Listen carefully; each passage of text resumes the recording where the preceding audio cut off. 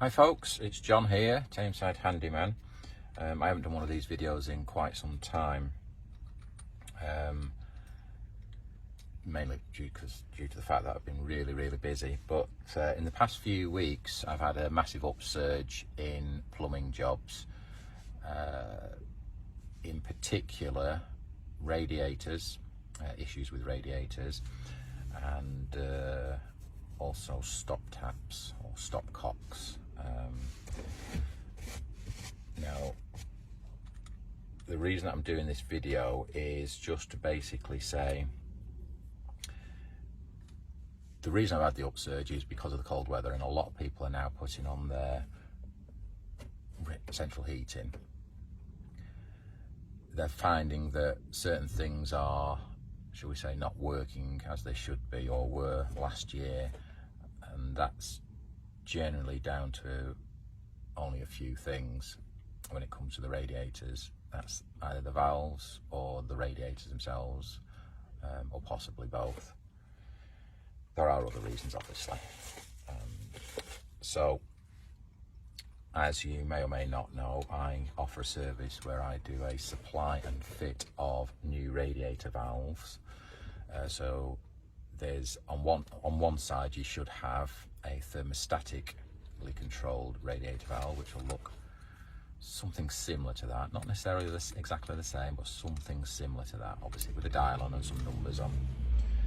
On the other side you should, in theory, have the other type of valve, which looks something similar to that.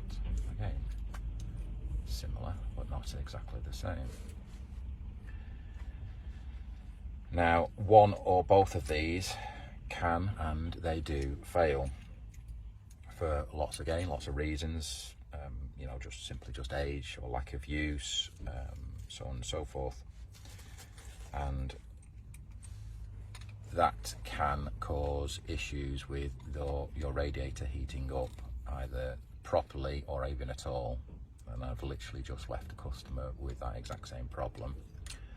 And as I say, I've been called out to quite a number over the past few weeks for these very reasons. So before it gets colder, or before you find that you're not actually, you're wasting energy, or it's just your radiator's not being very efficient, so on and so forth, just go around and check your radiators, make sure your valves are on, make sure they're not leaking. These have a tendency to fail, whereas these have a tendency to leak. But again, and this isn't, it's just a rule of thumb. It's not this is not a comprehensive guide. It's just a bit of a heads up, really. Go round, check whilst you can, and make sure there's no leaks around the valves, around the pipe work, and make sure that the thermostatic valve is working properly. And if you need to call me out, you can go to my website, which is handymantameside.com, and if you go to the booking page, you don't have to book anything to see the prices. I don't give prices on videos and stuff like that if I can help it, simply because it means I've got to redo the video, or somebody will say, well, you said it was that much in the video and this and the other. So just pop over to the website. You don't have to do anything other than just pop over there, go to the booking page, and on the booking page you'll see some of my fixed price services, and you can book it there if you wish to, or just to see the price even. So valve, check them, check for leaks, check for operational. Be very careful with these ones, because you can overtime them or undo them in such a way that you could snap them off, especially if they're old ones. Okay, so be careful, don't blame me. Now, the other potential issue is with the actual radiator. If the valves are okay and the heat is coming through, but it's only coming through at the it's only hot at the bottom, then chances are your radiator needs bleeding. If it's hot at the top but not at the bottom, you could find that you've got sludge in there, and there are various ways to deal with this sludge. However, as I say to my customers, look at the age of the radiator, look at the age of the valves, and radiators and supply and fit, which I do. I can give you a quote for those, no obligation. They might not be as expensive as you think they are, and ultimately you'll get a new radiator out of it, you'll get a set of new valves, and it'll all be plumbed in, and that'll sort that out. If you've got sludge, yeah, there are other options available to you, which I can go through with you, but I'm not going to do that on here. But yeah, there are other options, but it requires either basically a chemical flush, which is not cheap, and or removing the radiator, just trying to clear that particular radiator, which again doesn't always work, unfortunately. So as I say, it's not an in-depth video. This is just a heads up, just to get you to look at these particular issues. Now, a word on stop taps. On all jobs, I like to ask plumbing jobs. I like customers to say to me, and using the checkbox, have you located and checked your stopcock? Now, some people don't even know what a stopcock is. Some people may have never even heard the phrase stopcock.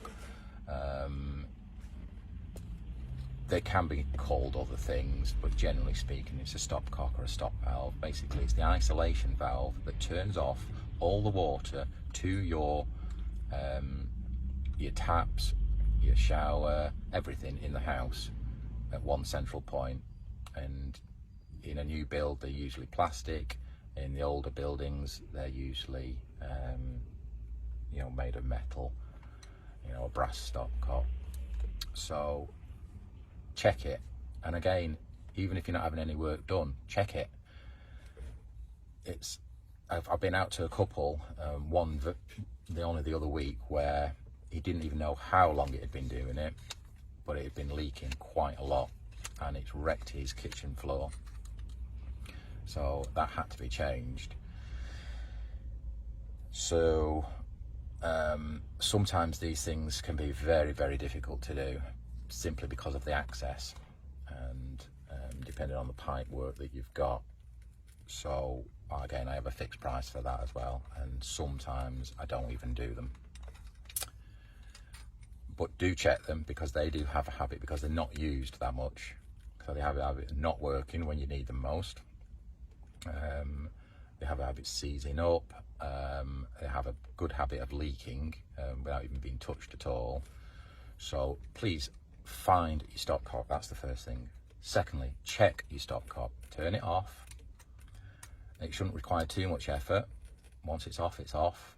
And you shouldn't need a pair of grips or anything like that, pliers or anything like that to seal it off properly. It should just be hand tight. Turn on your taps on your kitchen, upstairs, let it drain, take a couple of minutes maybe.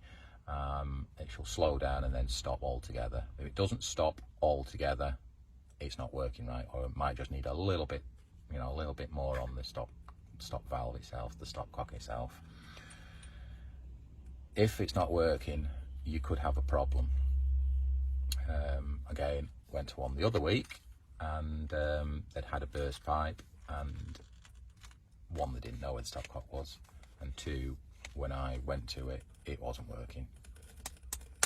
So I had to go outside, locate the external building stop valve, and fortunately that was working, which again is not always the case, and turn it off from there. When I come to do a stopcock change, I will need access to that external stop valve, which is located usually on the pavement somewhere. Now, some of these, the customers know where they are, sometimes they don't. Sometimes these work, sometimes they don't. Sometimes they're so full of, the holes are so full of crap basically. Apologies for the language, but it's so full of mud and wow, it's really difficult even to get to it, to find it. But again, you should really know where that is. If you do not know where it is, have a look outside. It'll be a small plate usually that needs to come off. On occasions, it switches off the entire street, so you know that's something you need to be mindful of as well. But more often than not, it just switches off it to your property. If you don't know where it is, and you've looked and looked and looked and you can't find it, then get in touch with, in our area, it's United Utilities. Get in touch with them, and they will tell you and locate it free of charge. It's 100% definitely worth knowing where it is, and it's also worth trying to test it if you can. Again, sometimes you can't, because you'll need a special long rod, big key basically to turn it off, which I do carry with me. So just a few things to think about in relation to plumbing jobs: stopcocks, radiator valves. Check your radiators are working, make sure they're bled okay. You're just basically burning money if any of the above is not working properly. Hopefully that's been of some use to you, and I'm just about to pick up a couple more of these, and I shall be fitting a couple of radiators this week as well, for the reasons stated previously, and some valves I'll be fitting. So put these back in the little box, go and pick up some more, and if you've got any questions, if you send them to me via email through my website. So basically all my communication goes through my website. It's handymantameside.com. That's handymantameside.com, and you can send me a message and communicate with me via the online chat. You can book in services through that. Bear in mind that I do get booked up quite quickly, week on week. So if you don't see something listed, again, contact me first. Okay, I'm John, Tameside Handyman. Have a great day.